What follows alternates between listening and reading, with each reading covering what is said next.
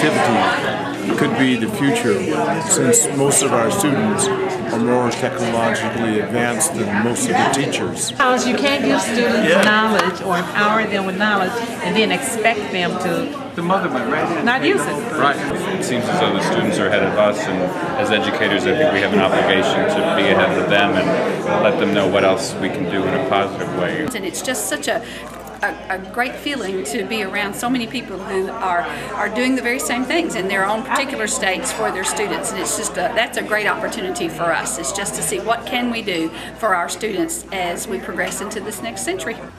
You know, students who were born in the U.S. and outside, gender and that kind of thing, but we didn't know much about whether students were coming in with a different level of previous educational background. So we had a chance to look at that by school, and schools got to analyze any implications that that had for their practice.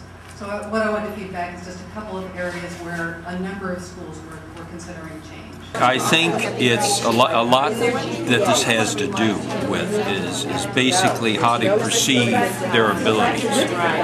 You know, because perception becomes reality. You know, it hooks into all the other skills. You know, in other words, just like visualization. Did you ever have one of those workshops? As you visualize yourself, so shall you be. You know.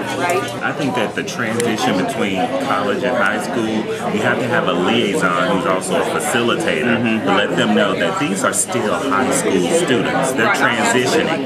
They're learning how to become college students. So some of the time you have to have a little bit of flexibility in there.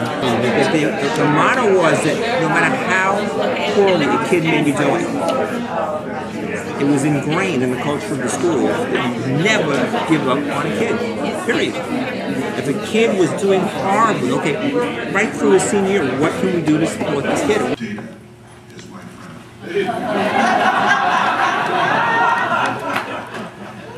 Data.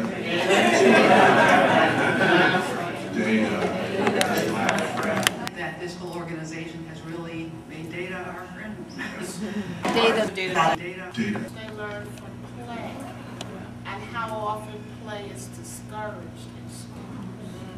I'm trying to say they're more technology savvy than we are.